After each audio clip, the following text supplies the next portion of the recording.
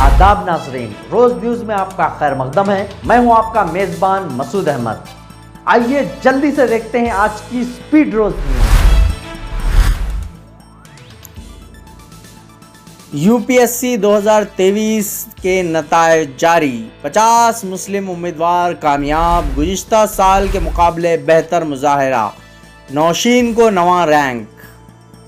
You P S C civil service کے نتائج 2023 میں جملہ 50 مسلم امیدواروں نے کامیابی حاصل کی۔ اس طرح جملہ کامیاب امیدواروں میں مسلم امیدواروں کی کامیابی کا تناسب تقریباً 5% رہا۔ گزشتہ سال 2022 کے مقابلے اس مرتبہ مسلم امیدواروں کا مظاہرہ خاصا بہتر رہا، جبکہ گزشتہ سال صرف 33 مسلم امیدوار اس اعلیٰ امتحان میں کامیاب ہو سکے تھے۔ اس مرتبہ ایک مسلم لڑکی نوشین کو نواں رینک حاصل ہوا ہے۔ اس طرح ٹاپ 10 میں صرف ایک مسلم امیدوار شامل ہے۔ U P S C civil service کی میرٹ لسٹ 2023 جاری کر دی گئی ہے۔ ان میں 5 مسلم امیدواروں نے ٹاپ 100 کی فہرست میں مختلف رینک اور پوزیشن حاصل کیے ہیں۔ I A S, I P S, I F S, I R S اور دیگر سول سروسز کے عہدوں کے لیے جملہ 1016 امیدواروں کو کامیاب قرار دیتے ہوئے ان کے تقرر کی سفارش کی گئی ہے۔ جملہ 1016 امیدواروں میں سے مجموعی طور پر 347 جنرل زمرے سے، 115 معاشی کمزور طبقات سے، 303 او بی سی سے، 165 درجہ فہرست ذاتوں سے اور 86 درجہ فہرست قبائل کے زمرے سے منتخب ہوئے ہیں۔ کامیاب امیدواروں میں 50 مسلمان ہیں۔ کامیاب مسلم امیدواروں میں 16 لڑکیاں شامل ہیں۔ گلف میں کام کرنے والے ورکرز کے لیے خصوصی بورڈ قائم کرنے چیف منسٹر ریونت ریڈی کا اعلان۔ چیف منسٹر ریونت ریڈی نے گلف میں کام کرنے والے تلنگانہ کے باشندوں کے لیے 17 سپتمبر تک خصوصی بورڈ قائم کرنے کا اعلان کیا ہے۔ چیف منسٹر نے آج حیدرآباد کی ایک ہوٹل میں خلیجی ممالک میں کام کرنے والے تلنگانہ کے مختلف تنظیموں کے نمائندوں کے ساتھ اجلاس منعقد کیا۔ اس موقع پر خطاب کرتے ہوئے انہوں نے کہا کہ خلیجی ممالک روانہ کرنے والے ایجنٹس کو جوابدہ بنانے کے لیے ان ایجنٹوں کو قانونی حیثیت دی جائے گی تاکہ ان کے ذریعے ہی تلنگانہ کے ورکرز بیرون ممالک جا سکیں اور بیرون ممالک جانے والے ورکرز کو ایک ہفتے تک تربیت فراہم کرنے والا ایک ادارہ بھی ہونا چاہیے۔ چیف منسٹر نے کہا کہ ریاست کے 15 لاکھ خاندان خلیجی ممالک کے روزگار پر منحصر ہیں۔ خلیجی ممالک میں کام کرنے والے ورکرز کے لیے خصوصی منصوبے کو تیار کیا جائے گا۔ اس کے لیے Telangana golf overseas workers welfare board قائم کرنے کا فیصلہ کیا گیا ہے۔ انہوں نے کہا ہے کہ خلیجی ممالک کے ورکرز کی امداد کے لیے پرجا بھون میں خصوصی دفتر قائم کیا جائے گا اور ایک سینئر آئی اے ایس عہدیدار کی قیادت میں ایک خصوصی بورڈ بھی قائم کیا جائے گا۔ انہوں نے کہا کہ خلیجی ممالک کو روانہ ہونے والے ورکرز کو اچھی تنخواہ اور دیگر سہولتوں کی فراہمی کے لیے بھی کوشش کی جائے گی۔ چیف منسٹر نے مزید کہا کہ اس سلسلے میں دیگر ممالک اور ریاستوں کے اختیار کردہ پالیسیوں کا مطالعہ کیا جائے گا۔ ریونت ریڈی نے کہا کہ اوورسیز ورکرز کے لیے فلپائنز اور کیرلا میں اچھی پالیسی پر عمل آوری ہو رہی ہے۔ ان تمام پالیسیوں کا جائزہ لینے کے بعد ریاستی حکومت کی جانب سے بھی ایک جامع پالیسی تیار کی جائے گی۔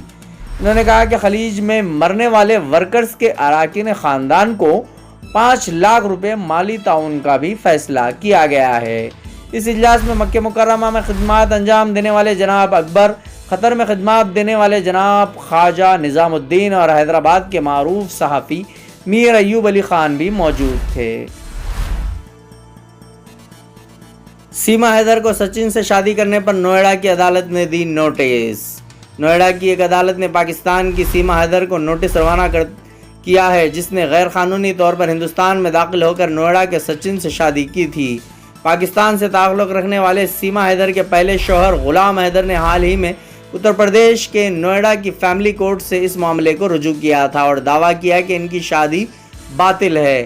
اس کی سماعت کرنے والے عدالت نے سیما حیدر کو نوٹس بھیج دیا۔ 27 مئی کو عدالت میں پیش ہونے کی ہدایت دی گئی۔ بعد ازاں آئندہ سماعت 27 مئی تک ملتوی کر دی گئی ہے۔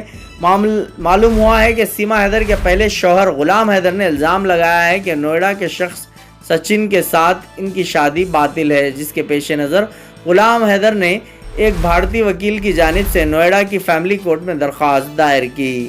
غلام حیدر کی جانب سے ہندوستانی وکیل مومن ملک نے دلائل دیے۔ انہوں نے کہا کہ سیما حیدر کی غلام حیدر سے طلاق نہیں ہوئی ہے۔ اس پس منظر میں سچن کے ساتھ اس کی شادی کو باطل کہا جاتا ہے۔ عدالت نے دلائل سننے کے بعد نوئیڈا پولیس کو نوٹس جاری کرتے ہوئے اس معاملے پر رپورٹ پیش کرنے کی ہدایت دی ہے۔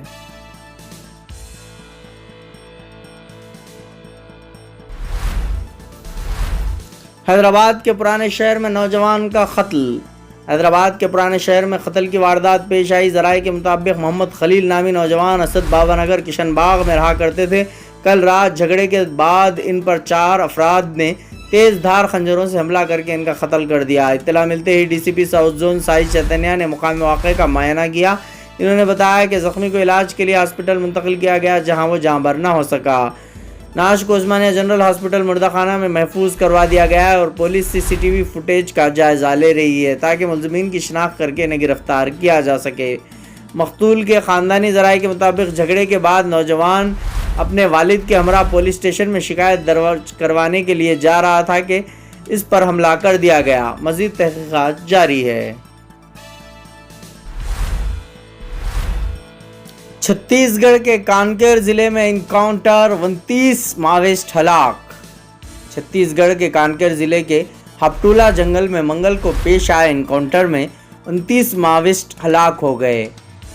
انکاؤنٹر کے مقام سے بڑی تعداد میں ہتھیار برآمد ہوئے ہیں۔ مارے گئے ماویسٹ میں کئی بڑے کمانڈرز بھی شامل ہیں۔ اس وقت علاقے میں سرچ آپریشن جاری ہے۔ اس دوران زخمی ہونے والے 3 سیکیورٹی اہلکاروں کی حالت خطرے سے باہر بتائی جاتی ہے۔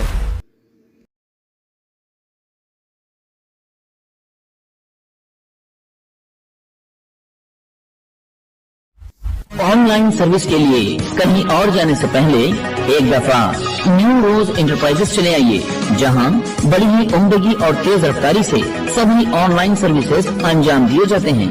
آدھار کارڈ میں کریکشن کروانا ہو، ووٹر آئی ڈی کارڈ نیا بنوانا ہو یا کریکشن کروانا ہو، پاسپورٹ نیا بنوانا ہو یا کریکشن کروانا ہو، پین کارڈ، انکم سرٹیفکیٹ یا کاسٹ سرٹیفکیٹ بنوائیے، بینک اکاؤنٹ کھولیے۔ گورنمنٹ امپلائیز اور پینشنرز کے لیے ہیلتھ کارڈ بھی یہاں بنائے جاتے ہیں۔ اسٹیٹ گورنمنٹ اور سینٹرل گورنمنٹ کی اسکالرشپ کے فارم اور شادی مبارک اسکیم کے فارم بھی آن لائن سبمٹ کیے جاتے ہیں۔ اس کے علاوہ colour Xerox, black and white Xerox, print out اور اسکیننگ وغیرہ انتہائی واجبی داموں میں۔ آن لائن سے متعلق آپ کے کسی بھی مسئلے کا ایک ہی حل، نیو روز انٹرپرائزز، فلک نما ریتو بازار کے بازو کی گلی میں 9030127804 نیو روز آج کی اسپیڈ روز نیوز میں بس اتنا ہی۔ ملتے ہیں اگلی نیوز میں۔